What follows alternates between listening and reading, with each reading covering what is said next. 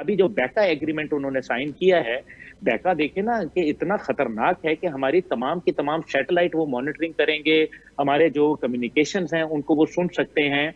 ये खतरनाक सूरत हाल इख्तियार कर रहा है और इस दौरान में उनके राइफल जेट्स आ रहे हैं, उनका जो मिलिट्री हेजेमोनिक डिजाइन्स हैं वो बढ़ते चले जा रहे हैं। S-400 मिसाइल्स आ रहे हैं उनके पास जो है वो अपनी नेवी की इन्हांसमेंट कर रहे हैं। नमस्ते दोस्तों, कैसे हैं आप लोग। आशा करता हूँ अच्छे होंगे। आज का वीडियो बड़ा ही मज़ेदार है। आज के वीडियो में आप देखेंगे कि पाक मीडिया बात कर रहा है कि पाकिस्तान को भारत से ट्रेड बंद कर देना चाहिए, और अगर बंद भी कर देंगे तो भारत को क्या फ़र्क पड़ेगा। ये सभी जानते हैं कितना फ़र्क पड़ने वाला है भारत को। और वो बात कर रहे हैं कि पाकिस्तान को चीन ने कहा है, या वो पैनलिस्ट खुद कह रहे हैं कि मुझे चीन ने कहा है कि हमने भारत को लद्दाख में उलझा रखा है, आप पाकिस्तान की तरफ से भारत पे हमला कर दीजिए। तो ठीक है भाई साहब, करके देख लीजिए। पहले भी आप 4 बार मुँह खा चुके हैं, अब फिर कोशिश करके देख लीजिए। और अगर इतना ही है तो आपका आका चीन खुद क्यों हमला नहीं करता है, आपको क्यों आगे कर रहा है। ये बात आपको समझ नहीं आती है। तो भारत कोई छोटी मोटी ताकत नहीं है। तो ठीक है, चलिए कोशिश करके देख लीजिए आप। और बड़कों पे बड़के मारे जा रहे हैं कि पाकिस्तान की असगरी ताकत बहुत ज़्यादा है और पाकिस्तान किसी से डरता नहीं है, और हमारे इकोनॉमिकली थोड़े कमज़ोर ज़रूर हैं लेकिन बहुत ताकतवर है मिलिट्रली। अगर आप इकोनॉमिकली स्ट्रांग होंगे तभी तो आप लड़ पाएंगे। वीडियो बड़ा ही मज़ेदार है। अगर वीडियो आपको पसंद आए तो वीडियो को लाइक कर देना, और अगर आप चैनल पर नए हैं तो चैनल को सब्सक्राइब कर देना। चलिए वीडियो देखते हैं। वंदे मातरम, जय हिंद।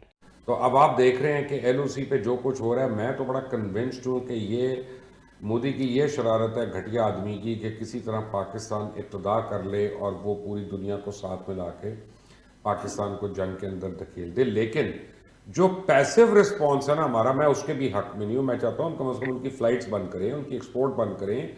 हम यहाँ से अफगान ट्रांजिट ट्रेड जो हो रहा है उनके अंदर उसको बंद करें। हम कुछ तो करें ना दुनिया। इस टाइम पे कम से कम और कुछ नहीं तो हम कम से कम उनके एरियल लिंक्स जो हैं उनको बंद करें।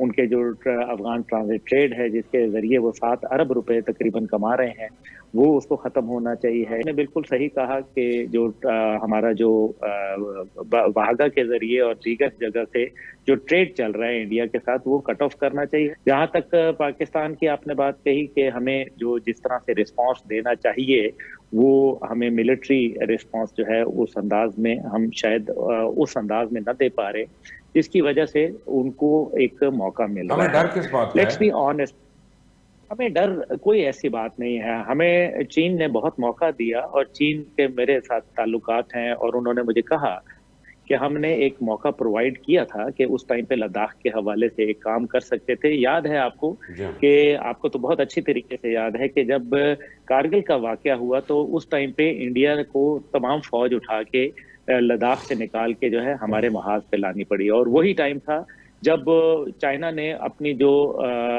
वो वैली थी जो कि आपको याद है कि जो एक लेक के साथ है, मुझे जहन से नाम निकल रहा है, तो वो उस लेक के साथ जो फिंगर्स थी उन पे कब्जा, पैंगोंग, तो वो पैंगोंग के ऊपर जो है उस जमाने में उन्होंने कब्जा कर लिया था। यानी कि एक बहुत अच्छी अपॉर्चुनिटी उनको मिली थी। वही अपॉर्चुनिटी हमें आज भी मिल रही है। 1965 की जंग हो रही थी, तूफानी रात थी, बारिश हो रही थी बहुत ज़्यादा, और सियालकोट सेक्टर के ऊपर, शामजोड़िया के ऊपर इंडियन पोजीशन जो थी वो हाई एंड पे थी और पाकिस्तान की लो एंड पे थी। और उन्होंने बहुत ज़्यादा वहाँ पे शुरू कर दिया मारा मारी, जो भी उन्होंने करना था। तो एक यूनिट थी, उसका नाम है, बड़ी दलेर पलटन है, उनकी बड़ी तारीख है, 28 मीडियम। 28 मीडियम रेजिमेंट ने उनका अटैक को रिपल्स किया, उसके बाद एडवांस किया, उनके साथ एक इन्फेंट्री की यूनिट मिल गई और उन्होंने एक ही रात में जाके उनके सारे बंकर्स पे कब्जा किया, वहाँ उनके टेम्पल्स उड़ा दिए, वो जो बमबारी में गिर गए थे अब वो पता नहीं चला था, और उसके बाद उन पे कब्जा किया, वहाँ मूर्ति वगैरह भी उठा ली। 28 मीडियम को टाइटल मिला था बुत शिकन का उस दिन। ये है हमारी अस्करी ताकत। वो कौन सी मजबूरियां हैं जो आड़े आ रही हैं। एक तो यह है कि अमन की हमारी ख्वाहिश है जो कि मेरे ख्याल में किसी भी एक ऐसे मुल्क को रखनी चाहिए जो न्यूक्लियर हो।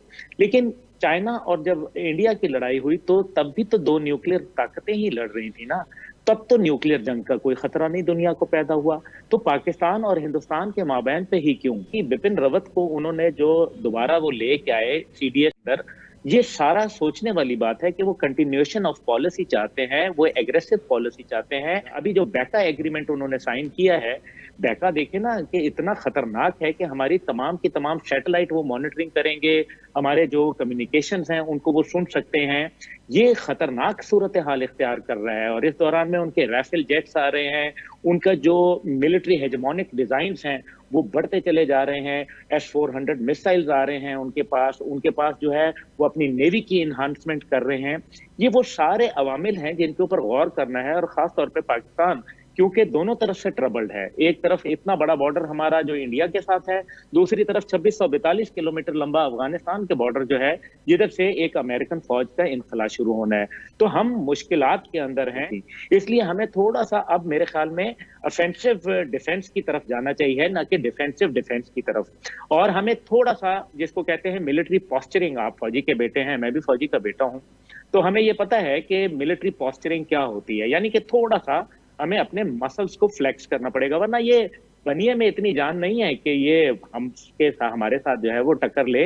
हमने इनको बड़े बिफिटिंग रिस्पॉन्स दिए हैं। मुआशी तौर पर तो हम मजबूत थे जब बांग्लादेश बना, तो उस टाइम पे तो एशियन इकोनॉमिक टाइगर थे। तो अब मुआशी जो है हमें आड़ नहीं लेनी चाहिए मेरे ख्याल में। ठीक है कि मुआशी मुश्किलात को हम नजरअंदाज नहीं कर सकते, लेकिन जिसको कहते हैं कि थोड़ा सा हम उनको बताएं कि ऐसी बात नहीं है, और मेरे ख्याल में बताया भी जा रहा है, और इंशाल्लाह ताला इसके रिस्पॉन्स आएंगे। लेकिन अभी क्योंकि सर्दियां वहां आ रही हैं, एक जंग जो है ना हिंदुस्तान इस टाइम पे करना चाहता है, लेकिन ये मुझे पता है कि हम जंग से जितना दूर भागेंगे, मुबश्शिर लुकमान साहब, जंग का कानून है वो जंग उतनी ही करीब आ जाती है।